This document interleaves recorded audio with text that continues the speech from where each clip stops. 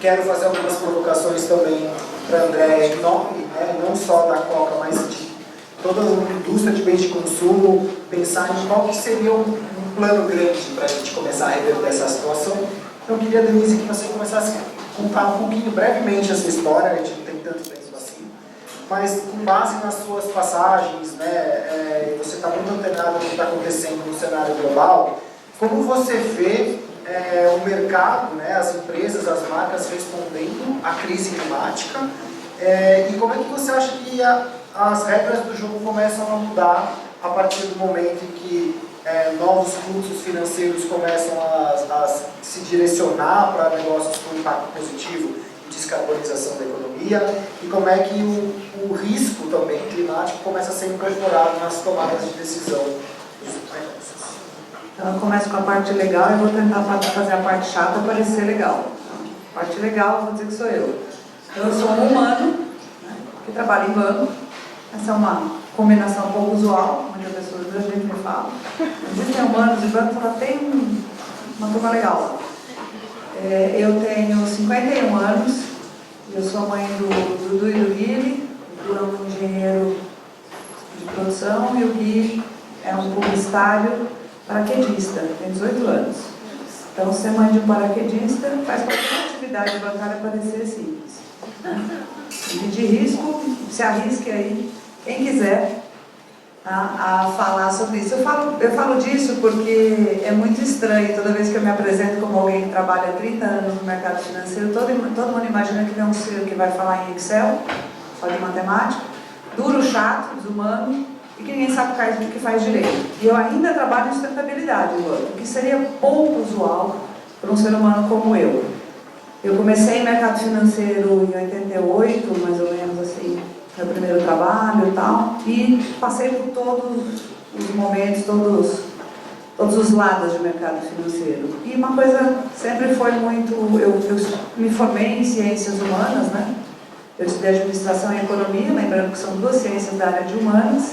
A turma de finanças esquece disso. Então, humanos sempre me seguem, isso é uma coisa incrível. E de verdade, nos últimos 10 anos eu migrei desse mundo mais tradicional de finanças, onde eu aprendi o que era negócio, como é que você precificava risco, como é que a gente pegava o capital de uma pessoa, pensava risco, volume, dinheiro, preço e emprestava para outro banco. É exatamente um moderador de fluxo. A ciência de medir risco, ela vem daí. E de tanto trabalhar com isso, eu descobri que faltava um pedaço na ciência. Eu rasguei metade dos meus livros de finanças e comecei a estudar behavior a partir dos anos 2000. Né? Foi muito libertador para mim ver um psicólogo ganhar o Nobel de Economia. Eu falei, nossa, finalmente, né? Essa fórmula aqui, eu vou lá no mundo real e dá o Padre Quevedo, né? Não existe esse ser humano. É um troço meio... Né? Eu sempre fui meio disruptiva, né? Eu já recebi feedback de você precisa ficar assim mais elegante, nunca levei muito a sério, graças a Deus. E aí fui trabalhar numa área de inovação, e aí desde 2010 tive o privilégio de trabalhar com sustentabilidade. Tá? O que eu estou vendo um pouquinho do que o Dan falou. Entre as outras 2.000 coisas que a gente faz, eu acho que a gente eu sou uma pessoa que é conectora. Então o meu trabalho junto ao Pacto Global acabou se dando muito nisso. O fato de eu tentar fazer conexões improváveis, além daquilo que está dentro do livro, dentro da modelagem, fala muito comigo. E eu acho que o que a gente está vendo agora, cada vez mais, é uma mentalidade de que os negócios e as empresas foram feitas com uma lógica de output, de resultado. Então, se eu conseguir usar um capital para produzir alguma coisa e valorizar isso, eu tenho retorno, eu mereço privatizar esse retorno. Beleza? Só faltavam 2 perninhas na equação quando a humanidade começou a prosperar. A gente começou a encostar nas bordas do planeta, tá? E descobriu que tanto o ambiente quanto o social, quanto as pessoas, faziam parte dessa equação. E aí começou o mundo do outcome, do impacto. Esse é exatamente, tá, o ponto onde a gente está hoje. E esse é exatamente o desafio da gente ajustar essa roda para que esse sistema, em vez de linear, comece a ficar mais sistêmico. Então, o que eu estou vendo, cada vez mais quando eu ando pelo esses dois pedaços que pareciam naves espaciais quando eu comecei a contar a piada. Quando eu comecei a trabalhar no mercado financeiro, eu tenho um grande amigo, pai de 2 gêmeas, um cara que eu amo, brilhante, brilhante, um dos seres mais brilhantes que eu já vi no mercado financeiro. Sabe o que ele falou para mim quando eu fui trabalhar em sustentabilidade? Vem cá, meu, se você sempre for uma mulher inteligente, porcaria é essa que você vai fazer lá, hein? Alguma coisa você deve estar aprontando. Porque isso para mim me soa um misto de beijar a baleia na boca e abraçar a árvore. Falei, um dia eu ainda vou falar para você que abraçar a árvore é uma das melhores coisas que você devia ter aprendido a fazer. Mas eu estou indo para lá porque em 10 anos você vai estar fazendo o que eu vou fazer, porque eu estou sempre na sua frente. Então, mais ou menos essa é a minha crença. Eu falei, eu acho que eu descobri a nova pólvora, alguma coisa assim. Então, acho que isso foi há 10 anos atrás, e hoje o que eu vejo exatamente é uma compreensão do quanto o clima, as mudanças de clima, inclusive a forma como a gente se refere a ela, a gente passou por períodos, puxe pela memória, a gente chamava isso de global warming, e agora a gente está chamando de climate change. Tá? Essas coisas têm. Assistam Vice. Essa semana o Weisman falou que é para começar a falar climate crisis. Assistam Vice. Tá? Ele cita exatamente como essas coisas podem ser muito relevantes, inclusive a ponto de mobilizar políticos para tentar disfarçar que a coisa às vezes não é o que poderia ser para gente inteligente que anda na rua, feito vocês e eu. Tá? Então, o que a gente tem visto cada vez mais, e esse é um dos trabalhos aí que eu mais me orgulho de representar em nome da ONU, aqui no Brasil, tantas empresas que estão junto com a gente olhando para isso, é que essa mudança, ela é uma mudança que já está nos afetando, e quando eu comecei a trabalhar era muito clara. Então, se você é uma seguradora, o clima está mudando, chove mais em São Paulo de um jeito que eu ensino numa equação de 100 anos, pelo valor médio, o que vai acontecer é que seu carro vai alagar, eu vou pagar o dobro e daqui a pouco eu desisto de fazer seguro. Então, é tão simples assim quanto começar a fazer estas conexões. Esse é o lado do risco, o lado da tragédia. Tá? O lado da boa história é falar, mas que tipo de negócios podem existir se esse é um novo dado do problema? Que ajudem a tantas pessoas, ou o ambiente, a equacionar novamente essa lógica. Porque eu acho que o barato de risco e retorno é que ele não tem mãe nem pai, né? Assim, não é sobre o que eu gosto ou não gosto, ele tem peso. Então, quando você olha com uma balança, fala, como é que eu faço o negócio se esse for um dado? Mas de uma maneira muito simples. Imagine um seguro que dissesse para você, a sua casa tem 80% de chance de alagar hoje, portanto, avise as pessoas, não vá para lá com o seu carro e você paga até mais barato por isso, porque aí o seu carro não alaga e eu não tenho que pagar prêmio. E você vai adorar ter um seguro assim, certo? Então essa é a mentalidade que eu acho que a gente precisa começar a desenvolver. Que eu tenho visto no mercado financeiro. As empresas, eu acho que cada vez mais, quanto mais afetadas diretamente, né, água para coca, as empresas estão fazendo coisas no mundo real. E é inevitável, se você é maduro e tem boas práticas de gestão do negócio, entender o quanto no mundo real isso já é um dado problema. Se você distribui café, e a produtividade do café no Brasil pode ser afetada por essa mudança, se você depende de água para fazer seus produtos, tá? Então é isso que eu estou vendo cada vez mais, os negócios passarem de uma mentalidade de isso não é comigo, de meu Deus, o que é que eu faço, de eu preciso compensar, para não, se eu não entender como é que isso funciona dentro do meu negócio, eu em 10 anos não vou participar daquilo que a gente chama de negócios em 10 anos. E eu acho que o papel do sistema financeiro, e hoje essa é uma das maiores, né, das maiores forças-tarefa que a gente tem no sistema financeiro, o Brasil é muito maduro nisso, tem 2 grandes bancos trabalhando num projeto piloto para incorporar, tentar calcular o impacto de mudança de clima no volume da economia e no que a gente chama de custo de capital. Então, isso já está acontecendo e em menos de 3 ou 4 anos vai ser uma conversa comum, não entre eu e a Andréia, mas entre os nossos CFOs e tudo mais. Tá? Então é isso que eu espero. E é isso que vai acontecer. E que é o papel de pessoas como nós. Tá? Gerar oportunidades para isso. Eu acho que o risco está melhor precificado, a oportunidade nem tanto. Talvez a gente faça mais perguntas ainda sobre você estar atento para isso e quanto isso é parte da sua gestão. Mas a gente premie menos ainda né, quem já está na trajetória mais nova, que toda vez que surge algo novo, a carência de financiamento, ela acontece. Você tem que mexer nessa inflexão, não porque ele é legal, mas porque todo novo eu não sei histórico, e esse é um mercado baseado em histórico, não em projeção. Essa é a principal mudança que está acontecendo no mecanismo de risco. Tá?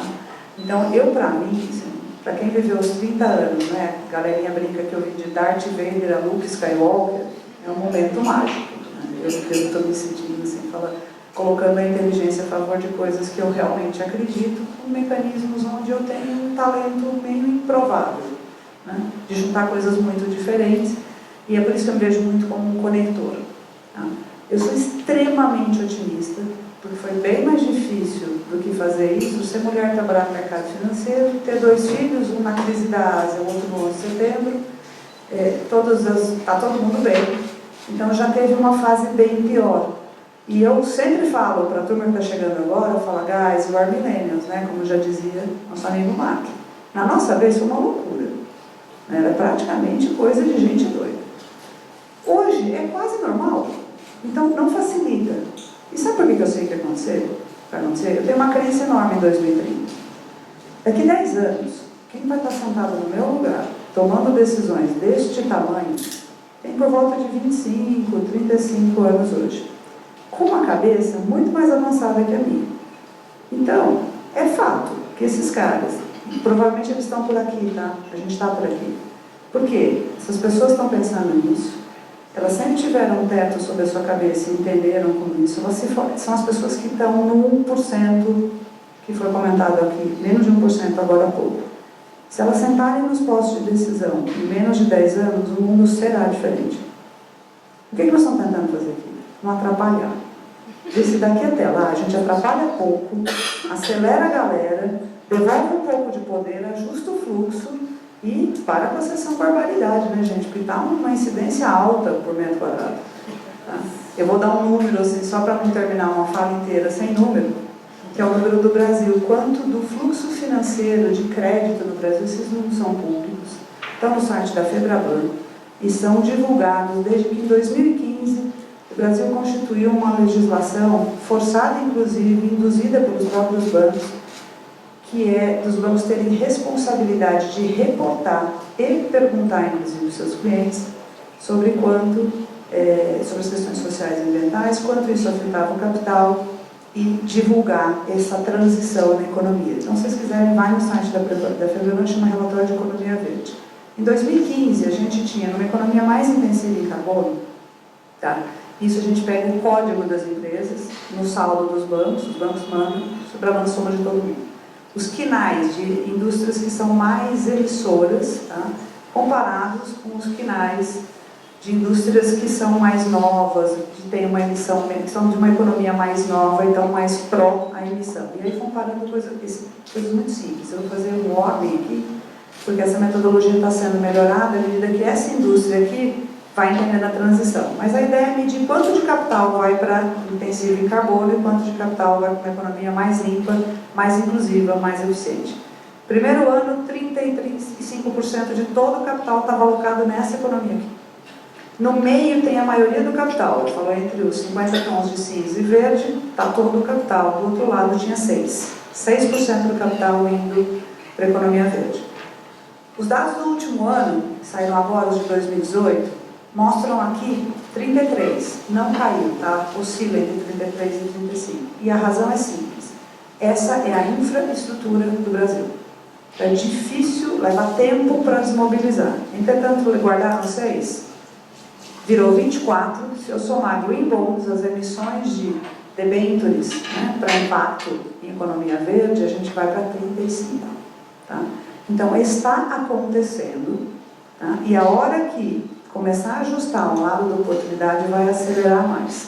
Tudo isso para dizer que eu não acredito em nenhum negócio hoje que, não tem esse impacto como um dado de gestão, como se tivesse uma peneira, que você tem que pensar em resultado e impacto, porque impacto qualquer um de nós gera, qualquer empresa gera, e se não gere, azar. Porque vai pagar conta de algum jeito, não vai perder a oportunidade, não vai entender a nova dinâmica do negócio. E até se eu pudesse, eu sou muito criticada muitas vezes por falar sustentabilidade no mundo mais cartesiano, eu traduzo sustentabilidade hoje para impacto. Se você não dá conta da pegada que você está deixando, seja por amor, porque você é um ser humano que quer contar história, ou uma empresa que tem uma marca que quer ser comprada e respeitada, acho bom você deixar de existir, comprar uma pedra, fazer uma coisa mais simples. Porque é trabalho inútil. No mundo de inteligência artificial e dados, o que a gente está escrevendo hoje, tá? Daqui a pouco algum robô vai juntar ele e vai falar: ih, dona Denise, a senhora lá no Itaú falou que era isso, mas escreveram um monte de coisa, acho que não é não. Então a gente não vai precisar nem se dar o trabalho de fazer isso. Por isso eu sou uma fã de gestão, eu sou um otimista, eu sou um humano que trabalha no mercado financeiro, continuo humano, está cheio de gente lá, e eu tenho plena certeza de que clima foi o sticking clock dos ODS, né, dos Objetivos de Desenvolvimento Sustentável. Eu vi a Cristiana Figueiras falar disso. Ela falou: o clima vai subir primeiro porque tem uma bomba relógio aqui, debaixo disso, que a gente tem que desarmar. Mas ele dá o tom dessa integração, que é como se a gente estivesse vivendo numa casa. A gente veio aqui falar sem fronteiras, nós, todos os povos das Nações Unidas, é assim que começa a Carta das Nações Unidas, nós, os povos de todas as Nações Unidas, povos com P maiúsculo, Nações Unidas com N e U minúsculo. Que é para a gente entender que o babado é nosso mesmo. Eu acho que é isso que está acontecendo. Sonho de consumo. O consumidor começar a pressionar, a falar: não compro mais. Eu recebi lá uma pergunta: tem um fundo assim? A gente está na borda disso acontecer, porque está catalisando o movimento, tá? E agora ele vai começar a espalhar com força, tá? Porque é exatamente isso que a gente está vivendo aqui. Então, meio que a long story short, essa sou eu, no trabalho, na vida e lá em casa. Eu sou casada há 25 anos, é um outro fenômeno também que eu consigo discutir. Como o mesmo cara, eu casei no mercado financeiro, porque trabalhava 14 horas, ou casava com um primo, ou era o Carlos mesmo.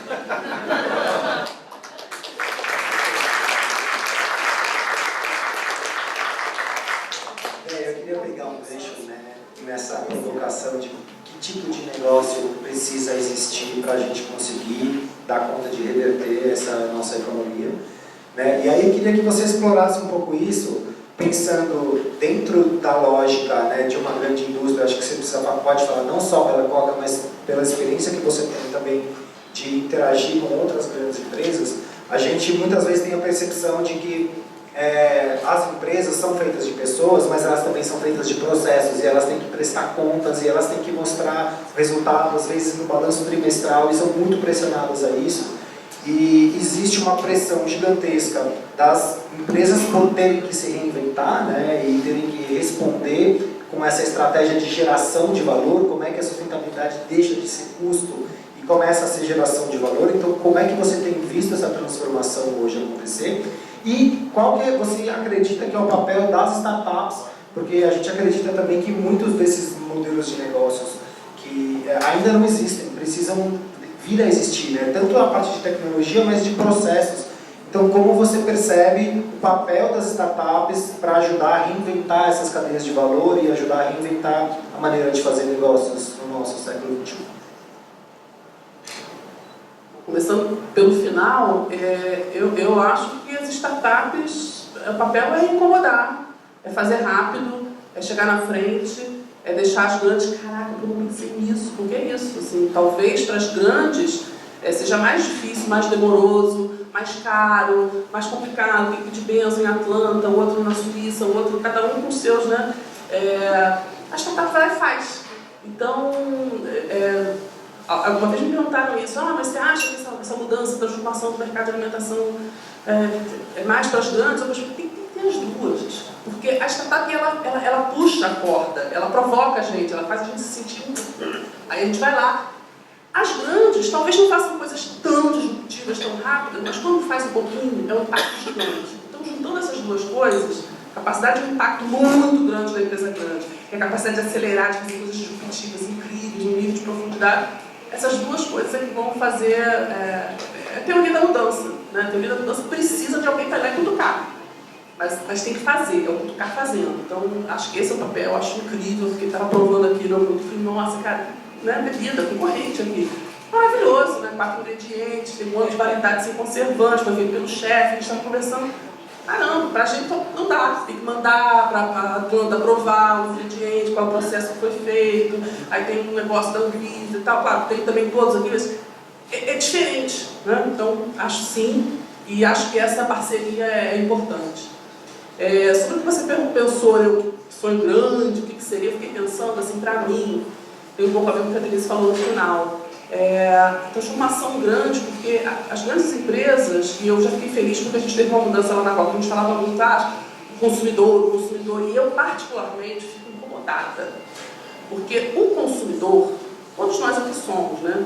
Mas é um pedacinho, a gente não é consumidor o tempo todo, é só uma pessoa, ponto. Eu sou mãe, né, sou esposa também, e às vezes eu consumo. Então, quando uma empresa diminui aquela pessoa e só olha ela como consumidor, acho que a estratégia do período lá na qual a gente fala pessoas, graças a Deus. Então, estamos cada vez mais falando de pessoas. Então, acho que esse é o primeiro. Quando essas pessoas começarem a entender esse impacto, eu acho que aí é pensar grande. E eu fiquei pensando, o que as empresas podem fazer para acelerar? Então, para mim, o sonho grande é, de fato, essas empresas que têm essa massividade, né, como Coca e como tantas outras, né, na indústria de produtos de massa, usar a comunicação, usar o seu produto de massa como um agente de transformação. Por exemplo, eu ouvi outro dia uma pessoa falando disso, isso já é bem provável. Hoje a gente vai comprar um produto, a primeira coisa que pergunta é o preço. Eu estava ali vendo os produtos de limpeza, né, da IVE. Quanto custa? Né? E se viesse, olha, custa R$80, né, o kit, não sei quanto, esse é o preço do seu bolso. Mas para o planeta ele vai custar R$2, ou menos 5. Eu acho que aí tem que sentar junto. Como é que você precifica o produto pelo ponto de vista de impacto? Porque às vezes é um produto baratinho, está na promoção, né? Ou isso, e aí aquele produto, na verdade, custa R$2 para você, no seu bolso, mas custa 100 mil para o planeta. Começar a ter essa... isso é minha opinião, tá? Provavelmente o meu chefe vai dizer que você está louca. Vamos sentar. E eu acho que esse é o papel. E eu acho que os CFOs das empresas tinham que pensar nisso, porque vai chegar um momento que isso vai acontecer. Uma outra coisa legal, a gente não está tão longe, pela primeira vez a Coca-Cola apresentou o resultado financeiro junto com o relatório de sustentabilidade. Um marco. É que no Brasil a gente não tem, por ser uma empresa, eu não entendo essas coisas, mas aí é só a Atlanta que faz o relatório de dinheiro lá, o relatório de resultados. E aí faz o relatório de resultados, 2 meses depois solta o relatório de sustentabilidade. Caramba, eles juntaram, então está junto hoje. Já é o primeiro passo. Ainda não tem esse PNL junto, mas estão chegando. Então essa coisa de ter um impacto, por favor. E aí é isso. E eu acho que tem que ter mais CFO sentado nessa sala, tem que ter mais... É isso, acho que a sustentabilidade tem que sair da bolha. É isso que a gente está tentando fazer lá na Coca. Assim, então, eu estava pensando, acho que foi a Bel que falou, né, que a Natura, sustentabilidade não vai dentro do marketing, não sei qual foi a empresa. Acho isso, sabe? Tem que juntar. Sensacional. Eu acho que você pegou num ponto que para a gente tem sido um calo, né? A gente fez essa primeira experiência de fazer uma chamada, digamos, os 315 startups, negócios com impacto positivo no clima, e a gente falou, tá, mas qual de fato é o impacto positivo no clima que essas startups estão gerando? Então, algumas, né, encauchadas, tem lá uma relação direta, que ele mostra o quilo de borracha versus a quantidade de hectares de florestas preservadas. E a gente está agora, esse ano, fazendo uma parceria com a Way Carbon para começar a pensar numa mensuração de impacto climático, um sistema B também, para a gente poder, primeiro, em escala e não sendo tão preciso, mas olhar quais são as principais indústrias que precisam ser reinventadas e aí como é que a gente começa a olhar para impacto na resiliência do ciclo hídrico, impacto, né, na redução do desmatamento, etc. Então acho que estamos super mobilizados por isso, vamos tentar esse ano na nossa chamada já fazer alguns workshops de mensuração de impacto climático, porque isso é fundamental para a gente conseguir construir essa narrativa e esses argumentos. Eu tenho várias perguntas, mas como a gente está com um tempo super curto, eu queria abrir para a plateia, se vocês quiserem fazer, acho que 2 perguntas para a gente poder ouvir um pouco das impressões e curiosidades de vocês, espelhadas aqui para a Denise, ou para a Andrea, ou para mim, enfim. para quem quiser. Para a Climate, né? Eu representando a Climate. Mas que também sou uma pessoa... Obrigado, Denise, eu não me apresentei também. Eu sou o Daniel, um dos cofundadores da Climate. Eu também sou pai do Ian, que vai fazer 14 anos, e da Maia, que está ainda na barriga para chegar em agosto. E sou marido também da Flávia, minha segunda. Eu não fui tão resiliente, mas deu 12 anos o primeiro, mereço algum crédito também. Acredito na fórmula do amor. Pessoal, perguntas ou comentários de vocês? Críticas válidas. A galera tá com fome, né? Eu tenho certeza que quero competir numa palestra com almoço, é disso. Sem perguntas? Então, o pessoal ficou Quer que tímido. eu de costas? Não, na verdade o que eu queria fazer é só assim, pedir para vocês então fazerem uma rápida fala de agradecimento, o que vocês acharam do evento e, enfim, provocações que vocês têm para a Future, para a Climate, para as startups que estão aqui. Pode ser?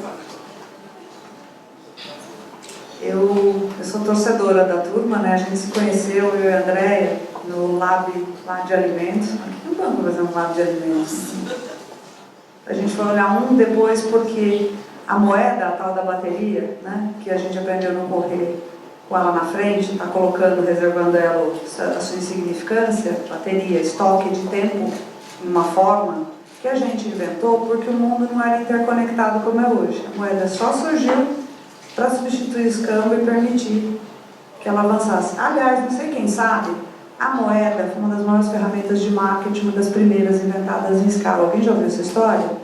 Porque cunhar seu rosto numa moeda, espalhar o ouro com a sua cara pelo mundo, era um fenômeno político, tá? E de marketing. Está na história do dinheiro, teve uma exposição inclusive sobre isso. A gente está vivendo hoje um mundo interconectado, tá? E a gente já tem 6% da economia do mundo girando fora de moeda por isso. A gente vai vivendo uma economia cada vez mais, um mundo cada vez mais interconectado de troca. Então esse ciclo tem uma grande chance de fechar. A moeda pode ser reservada à sua insignificância, bateria, tá? Para a gente estocar tempo, porque a gente trabalha dos 20 aos 70, 80, e vai viver muito mais do que isso. Então você tem que fazer uma lei de compensações, moeda também é um bom jeito de fazer isso. E a gente está na borda deles. E assim, eu fico numa euforia maluca, que eu queria ter um megafone mundial, assim, para falar, acorda, povo. Vamos ver se a gente consegue pensar de uma forma diferente, mais interconectada. Eu acho que a grande oportunidade está acontecendo na borda do ciência, na borda dos setores, porque a gente fatiou o mundo de forma linear para aprofundá-lo e conhecer. Mas o mundo não acontece, a biologia não acontece separada da matemática, a psicologia, são todos subsistemas de uma coisa só. Pontos de inflexão. Eu sou muito ligada em catalisadores, não é à toa que fiz um filho que adora química. Escala, para mim, é parceria. Então, à medida que um grande organismo tem uma força de compra e distribuição, faz parceria com pequenos sistemas de aceleração e inovação, você consegue fazer escala. Então, eu acho que trabalhar em hub, numa lógica de rede, numa lógica integrada, que é a lógica do ambiente e da sociedade onde a gente vive, é escala em potencial. Então é isso que eu busco ativar, é o que me dá um misto de esperança, porque eu estou querendo até viver 100 anos agora, antes não estava querendo muito não, mas agora eu estou querendo porque eu acho que a gente está na borda dessa inflexão, tá? E na borda da virada. Um comentário, eu ouço muito sobre não vai dar, tal, piorou, a gente andou 10 para frente, volta para trás. Vou fazer um comentário poético, tá? Mas ele explica aqueles círculos de mudança da teoria 1. A noite parece muito mais escura um pouco antes do amanhecer. Então a bolha está firme, nós estamos quase lá, tá? Porque a hora que vai de dois jeitos, ou ela escala, ou ela cria uma ruptura. A gente está torcendo para que ela não crie uma ruptura para precisar fazer isso, porque é inexorável, tá?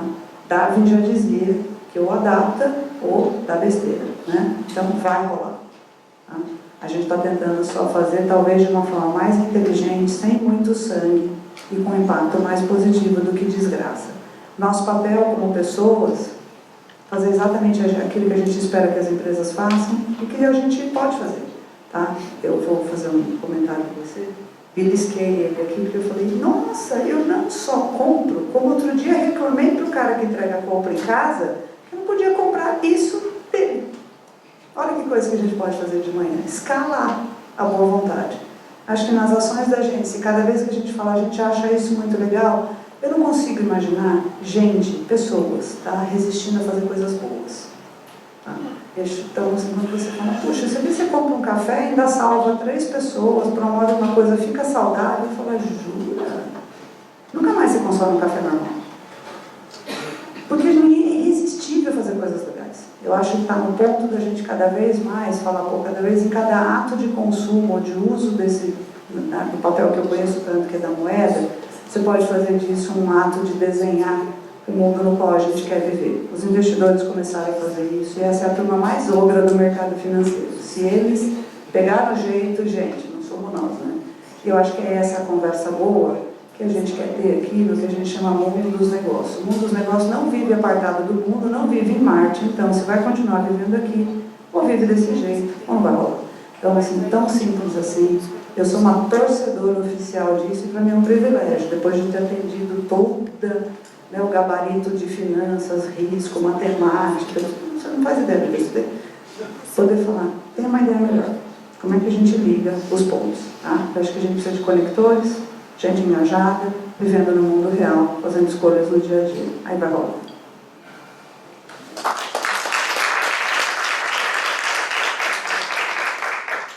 Eu sou uma otimista também eterna.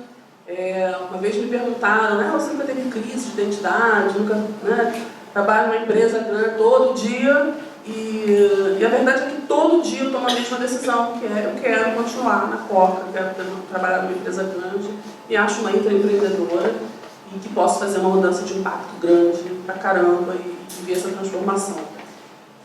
Sou super otimista porque eu estava comentando no intervalo com alguém, né? Quando a gente vem para um evento como esse, agradeço e parabenizo pela curadoria, pela qualidade dos conteúdos, das pessoas que vieram aqui falar, das pessoas que estão aí, né, curiosas, porque quando a gente vê um evento desse, um sábado de manhã em São Paulo, uma galera fazendo coisas incríveis, cada projeto incrível, aprendi pra caramba, eu falei, gente, os bons são a maioria, né? Então assim, é impossível dar errado, eu tenho certeza que vai dar certo, a gente só precisa destravar, dar uma forcinha e vamos junto, ninguém se solta mais ninguém. Obrigada.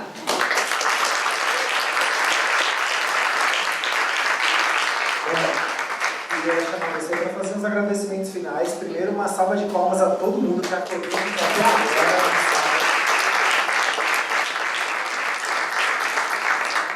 Queria agradecer muito, primeiro, você, porque quando a gente pensou em fazer esse comunicatão, eu jamais imaginei que seria um evento tão rico de inspiração e com tanta gente boa. Então, eu queria agradecer por abraçar o sonho e fazer ele virar muito mais do que a gente imaginava. E queria pedir para você fazer os agradecimentos finais do dia.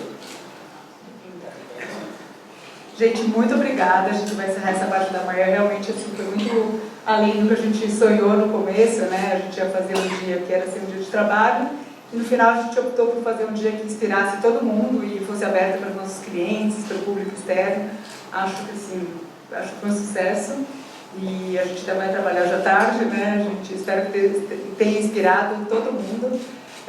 Ouvir todas essas palestras, acho que muitos conceitos ficaram muito claros para todo mundo aqui, falar muito sobre economia circular, acho que todo mundo abordou, acho que isso é uma realidade que precisa estar cada vez mais na pauta dos nossos projetos, reciclagem, storytelling, acho que a gente falou, todo mundo falou bastante coisa que era parecida, isso só mostrou a força do quanto esse assunto tá na pauta do dia e que a gente tem que se mobilizar mesmo.